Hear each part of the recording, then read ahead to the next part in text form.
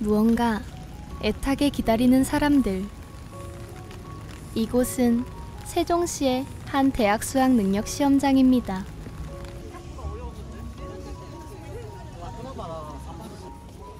이곳에서 누군가는 아쉬움만 자아내고 누군가는 해방된 듯한 모습을 짧게나마 볼 수 있었습니다. 이수용 파이팅! 인서울 하자! 인서울, 학생들에게 진정 달콤한 결과가 되었을까요? 10대의 마무리와 동시에 찾아오는 새로운 시작. 하지만 누군가에게는 새로운 고민의 시작이기도 합니다. 대학 논문에 따르면 본인이 원하는 선택보다는 외적 동기로 선택한 학생들의 중도 탈락할 가능성이 높게 나타났습니다. 그러나 여전히 학생들의 전공 선택 시 이런 외적 동기 요소를 고려하는 비율은 88%나 된다고 합니다. 어쩌면 우리는 스스로에게 솔직해지기 어려운 당연한 삶에 놓여진 것은 아닐까요? 우리는 일찍이 하고 싶은 것을 찾은 인물로부터 더 나은 삶을 이야기해보려 합니다.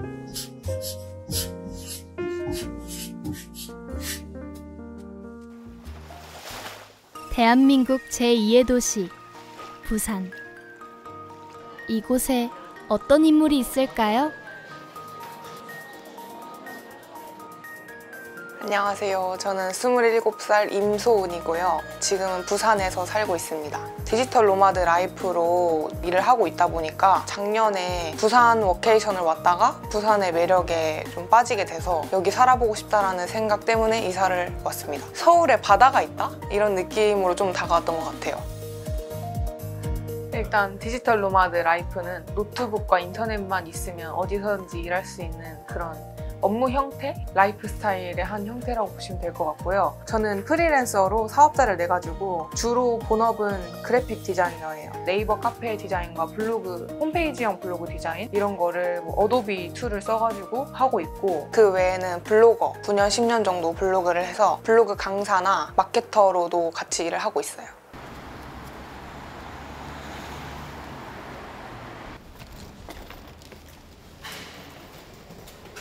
어떤 목적으로 오셨는지 여쭤봐도 돼요? 오늘 그 청년센터 블로그 강의하러 왔어요.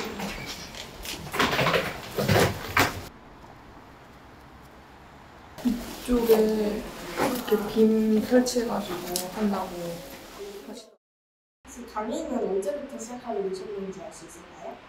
강의는 자세히 기억이 안 나는데 한 3, 4년 정도 된 것 같아요. 내가 가진 거를 사람들한테 알려줄 수 있나? 이렇게 생각을 해가지고 스터디랑 강의를 시작했던 게 이제 그냥 온라인으로만 시작을 했었는데 하다 보니까 청년센터에서도 불러주시고 하셔서 좀 커지게 된 것 같아요. 이게 지금 배역으로 엄청 큰데요? 청년센터 담당자님으로부터 추천받은 소은씨. 강의하는 것이 어렵진 않으셨을까? 근데 강의는 매번 어려운 것 같아요, 진짜. 뭔가 항상 전날에 되게 긴장도 많이 하게 되고 같은 내용으로 계속 똑같은 강의를 하는 건데도 불구하고 좀 긴장을 많이 하게 되더라고요. 그래서 어렵기는 한데 항상 좀 마인드 컨트롤하고 자신감 가지면서 하려고 하고 있어요.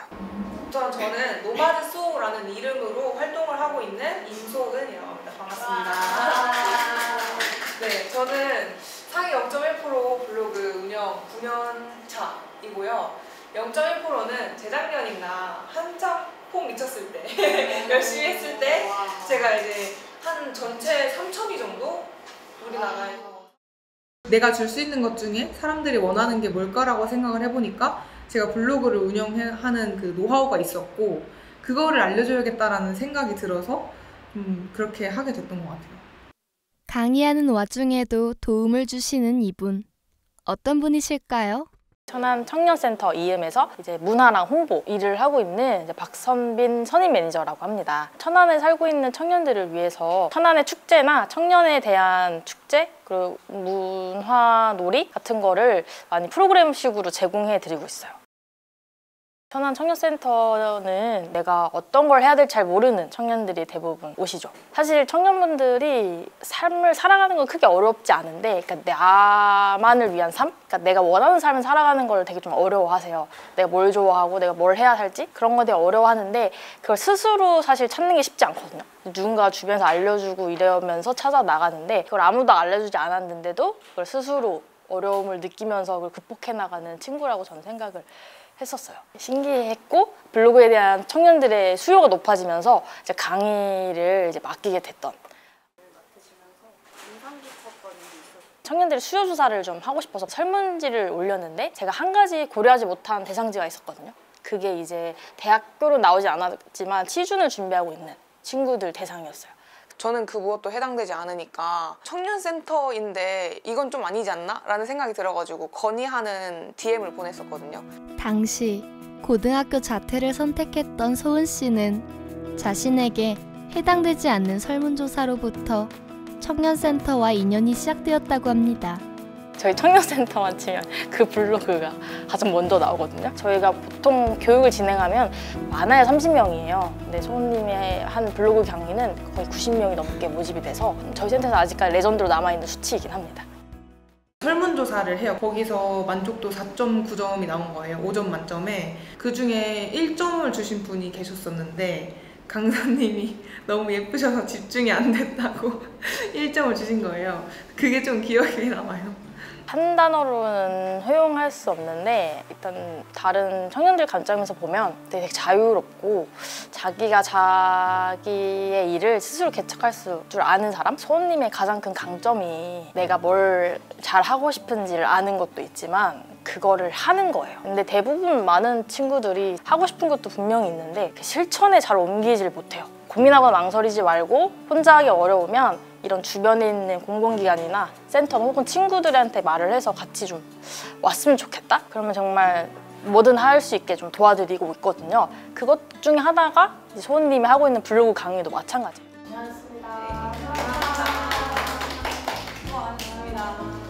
저는 그 블로그 강의를 하지만 그냥 블로그를 어떻게 하는 방법 그냥 이런 것만 알려주기보다는 제가 살고 있는 라이프 스타일을 계속해서 조금씩 드러내고 이 사람들이 블로그를 활용해서 내가 원하는 걸 이룰 수도 있겠다라는 그런 씨앗을 심어주는 역할이 좀 됐으면 좋겠다라는 생각을 했던 것 같아요. 어디론가 향하는 소은 씨. 소은 씨는 가까운 지인에게 어떤 사람이었을까요?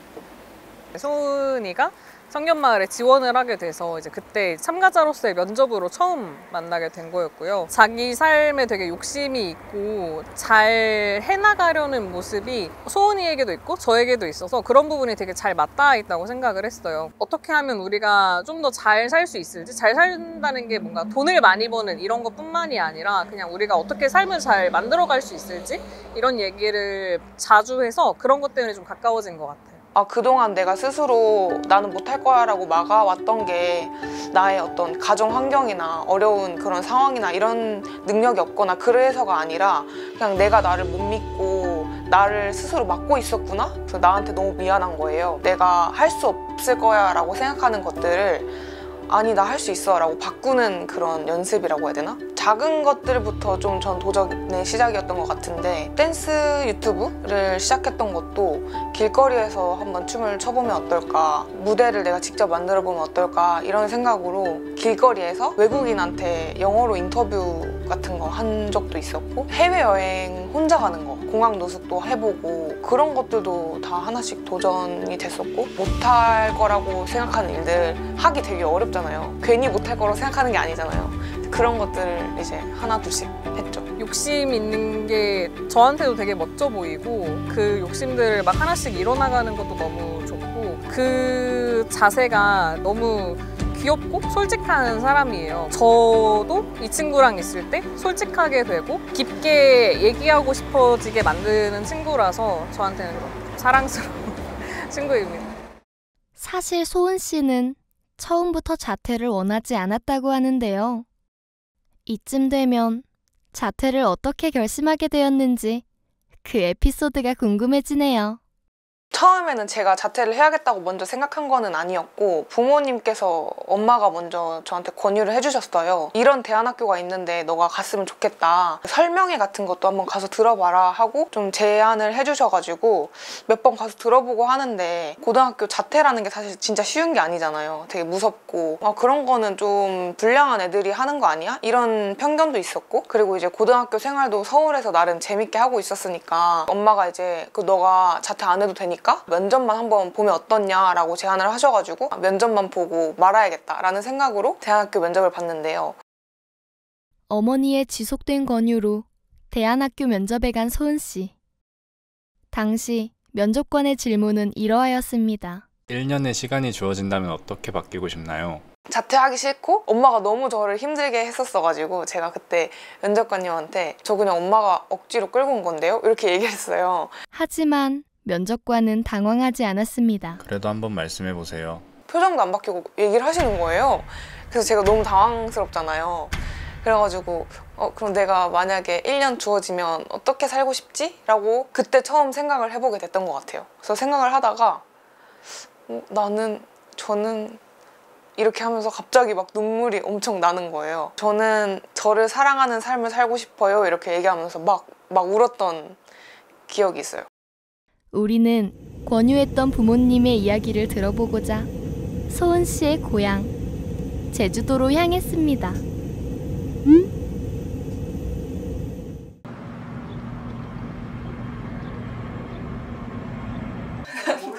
제발 다른 얘기.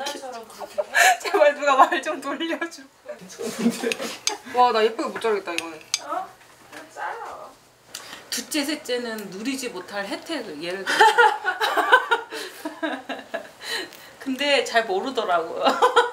기억이 안 나니까. 그러니까. 사실 몇 살인지 기억이 안 나. 어제 몇 살이라고 그랬냐? 52. 52살이고 이름은 안명화예요. 아마 사춘기 때니까 뭐 더 많이 비교가 돼서 그랬을 수도 있는데 애들 사이에서 그 빈부격차 그 얘기를 굉장히 많이 했었는데 제가 뭐 용돈도 막 넉넉하게 주지도 못한 상황이었고 그러니까 이제 좀 마음속에 미안함도 있었고 또 제일 컸던 거는 얘가 자꾸 그걸 비교하는 거예요.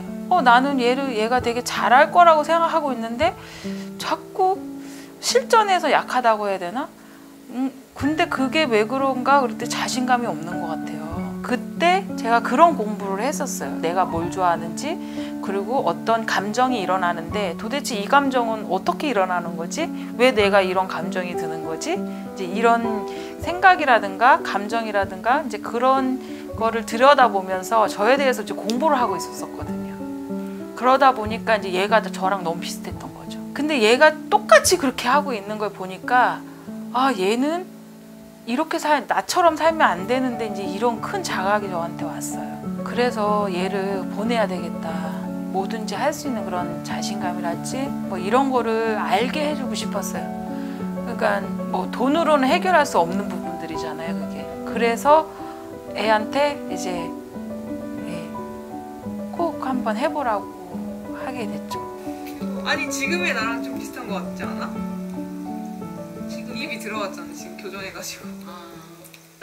너무 웃겨. 어머님과 함께했던 대안학교 면접. 당시 어머님이 기억하시는 소은 씨의 모습은 어땠을까요? 다른 건 기억이 안 나고 한참 이제 선생님하고 대화를 하고 막 하면서 갑자기 얘가 우는 거예요. 울면서 자기는 자기를 사랑하고 싶은데 사랑하는 방법을 모르겠다 막 이러면서 막 울더라고요. 근데 그게 진짜 진심인 거잖아요. 자기가 진짜 그렇게 하고 싶었던 거잖아요. 지금도 막 눈물이 나라 그때 생각하니까. 저는 진짜 뜻밖이었거든요. 얘가 이런 마음을 갖고 있을지 뜻밖이었어요. 저도 굉장히 뭉클했죠. 제가 원하는 그런 모습들을 그런 얘기들을 하니까 평생 저도 모르고 살 뻔했는데 그때 딱 그런 얘기를 하니까 이제 좀 뭔가 됐다 이런 생각이 들었던 것 같아요. 예. 그 블로그에 항상 써놨던 말이 있는데 잘 살게 해준다고 그랬나? 갑자기 생각이 안 난다.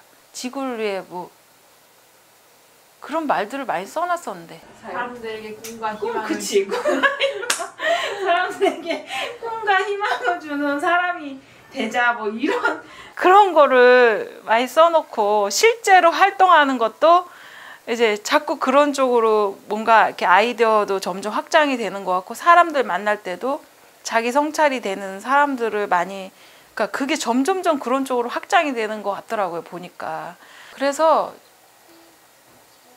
좀 뿌듯한 부분도 있고 대견한 부분도 있고 좀 안쓰러운 것도 있죠 부모니까. 예, 혼자서 이제 그렇게 하니까 이제 그런 것도 있고 한데 저는 옛날부터 그랬지만 그냥 믿어요. 그래서 그것도 물론 기본적으로 이렇게 살아가는 거지만 저는 그렇게 영향력이 있는 사람으로 살았으면 좋겠어요. 자기 주변에 있는 사람들한테 그 영향력을 잘 끼쳐서 그 사람들도 같이 성장하면서 사면 그게 진짜 저는 그게 가장 행복한 삶이 아닌가 그런 생각을 해요. 그렇게 살았으면 좋겠어요. 하늘이 없는 아침 많은 날 어디로 이끄는 걸까? 오늘의 눈물이 내일의 자랑이 될까? 그게 언젠가는 날 행복으로 데려다 줄까?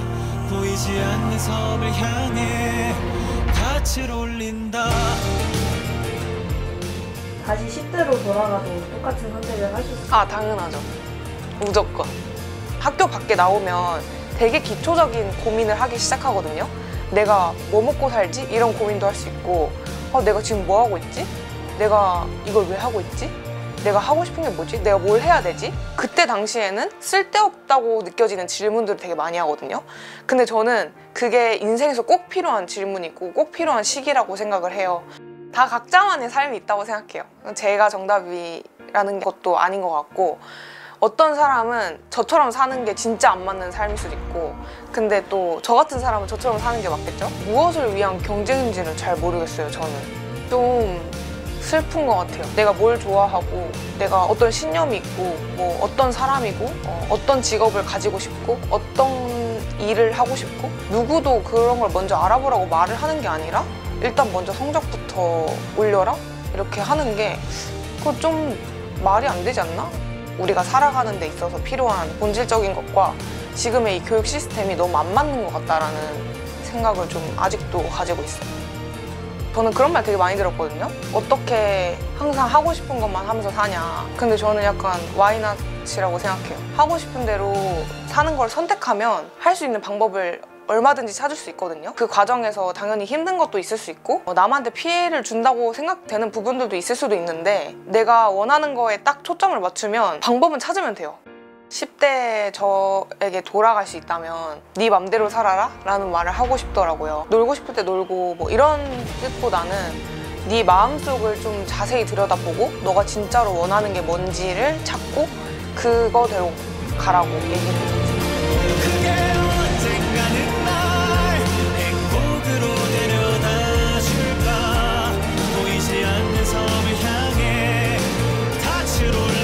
인생이란 긴 항해에서 한 번씩 길을 잃고 표류할 때 나만의 등대를 향해 나아가길 응원합니다.